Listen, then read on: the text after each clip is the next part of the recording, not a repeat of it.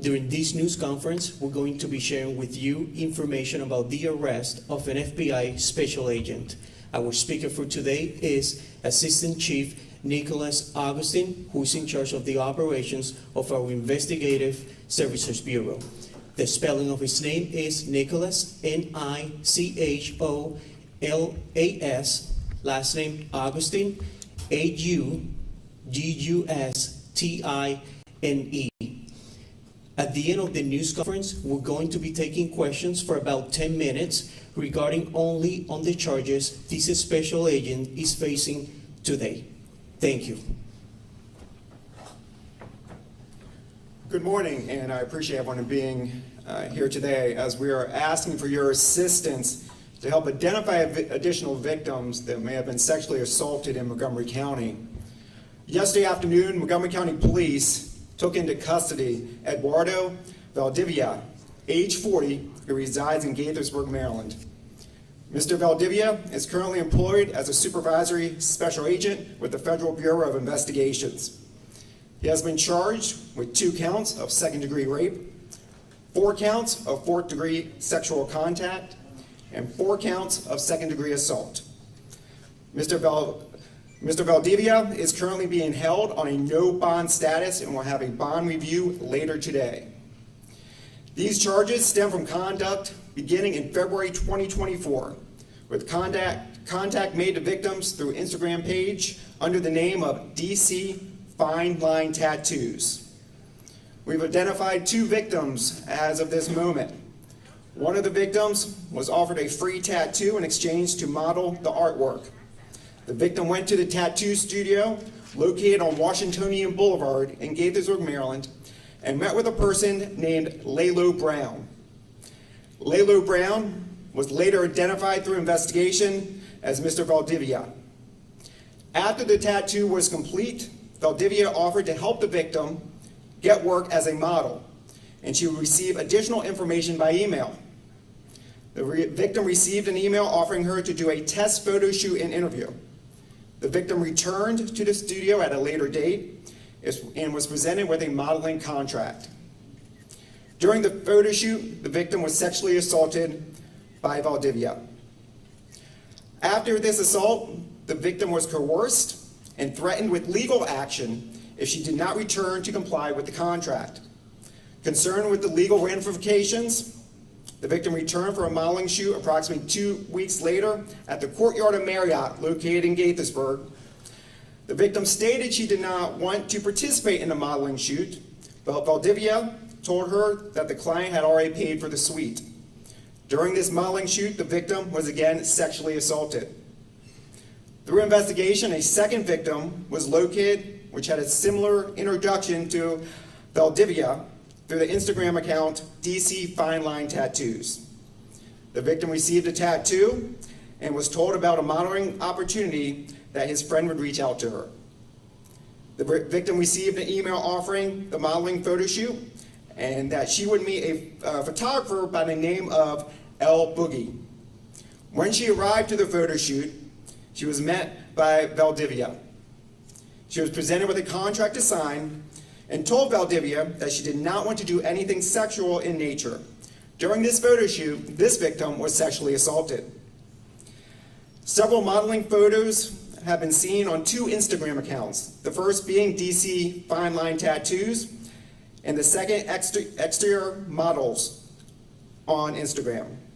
We are asking for anyone that had prior engagement or business with DC Fine Line Tattoos, Valdivia, who often used the name Lalo Brown and El Boogie, to contact the Montgomery County Police Special Victims Investigations Division at 240-773-5050.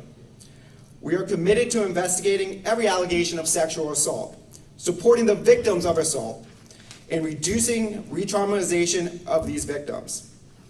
I would like to thank the victims that did come forward that have now stopped this contact going on in our community and being brave to come forward to notify the police about what was going on, which most likely saved many other people from being victimized. To thank the detectives that have been working on this case for now over 3 weeks, that have gathered evidence and ultimately led to the arrest of Mr. Valdivia yesterday. And to our media that's here today for sending our message out. So hopefully we can locate other victims if they do exist and hold those accountable that have committed these acts and hopefully reduce the victimization in our community. I'll be available to take some questions that you may have.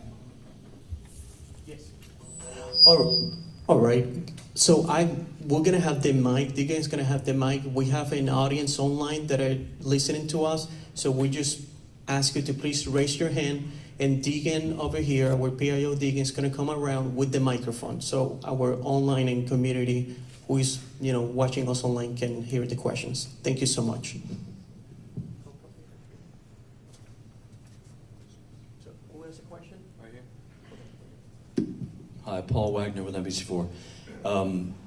Online for this court, it says for the warrant that I can see online, it says that the incidents happened in early September and mid-September. But you said February. So did the alleged scheme begin in February and the incidents happened in September? And I have a follow-up question. Sure. So we talk about the first victim that came forward. The second victim we have located actually occurred before the first victim's time frame. So the first victim that came forward, her incidents began in August. The second victim that came forward, their initial contact started in February. So she was actually sexually assaulted first before we were notified of the second victim. So you believe that this alleged scheme was going on from February until September? At least since February. It's the earliest date we have so far. It could have started with other victims before that, but we were notified of this incident in late October, and that's when we began our investigation. And was the agent the one who actually gave the tattoo, and was he on duty at the time?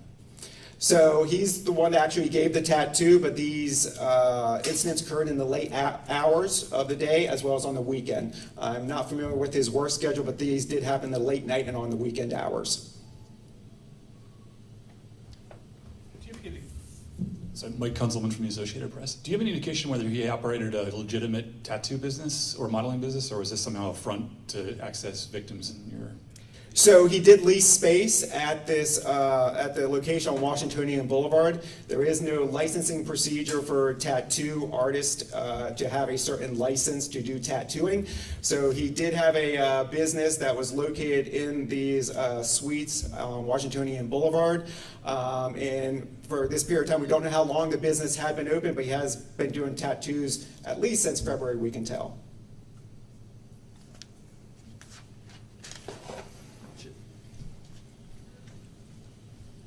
Thank you. Ford Fisher from News to Share. My question is there any indication that this agent's status as an agent or authority as an agent had any impact or involvement in the crime that you're alleging? So to our knowledge, our victims did not know of his employment status as an FBI agent, nor either knew his true real identity. So that is why we do present those two other names out today, because they do not know him as Mr. Valdivia. They know him under Lalo Brown or El Boogie. Hello, thanks for taking questions. Did the victims know each other at all, or was this all just kind of randomly through social media that they all kind of came in contact with each other? They did not know each other directly. Through getting information, looking at the Instagram pages, they were able to identify each other and had associates in common, and began talking. And that's why we're trying to bring this forward today, is have people talk about this conversation. Those that have went there and even got a tattoo and understand the circumstances, even if they were not sexually assaulted, we want to hear from them, to hear about what happened while they were getting tattooed, if they were offered to do any modeling, so we can understand the situation. You're asking victims to come forward, but do you already have any leads that they're reason to believe that there are other victims beyond the fact that he was apparently doing this more than once? So we just have the two victims at this time. We don't have any particular things saying there is other victims, but we want to ensure, if there is, that they do come forward, because in these two instances, these victims felt they were held back because they signed a contract to do this type of work and did not come forward about that because of whatever was in the contract at the time. So we want the community to know that no matter if you sign a contract, that does not allow for you to be sexually assaulted. And we want the victims to come forward, whether they sign something that says confidentiality or anything like that, to come forward and tell us about it so we can help them and provide closure to them. Thank you. Kate Ryan, WTOP. Is there any indication that he was targeting a particular demographic, either age of, a lot of young people want to get into modeling as early as their teens, and was language an issue at all? Yeah, we don't see any language issues. Both of our victims were in their 20s. Again, all the original contact was coming through the Instagram site. So as our victims interacted with the Instagram site, whether by following or liking something, he would then, or this Instagram page would then reach out to them and offer them the opportunity for a tattoo or modeling services. Hi, that was loud, sorry. I'm Ashlyn Campbell, I'm with Moco 360. Did you guys arrest him, and if so, where, or did he turn himself in? He was arrested yesterday by our officers in Greenbelt.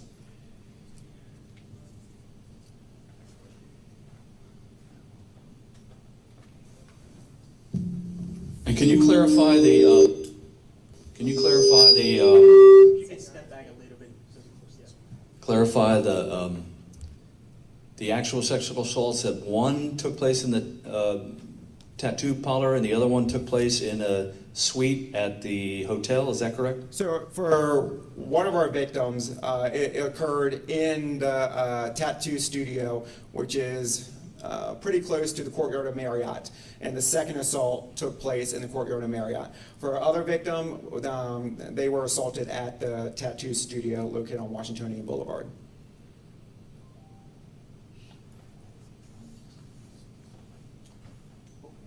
All right, well, I thank you, and I appreciate it, and have a safe holiday. Thank you. Thank you, everybody, for coming out. So at this point, we're going to be distributing the mugshot of this person, and then we're also going to be sending out a news release. Just give us a few minutes, and you should be receiving those shortly. Thank you for your time, and thank you for coming out.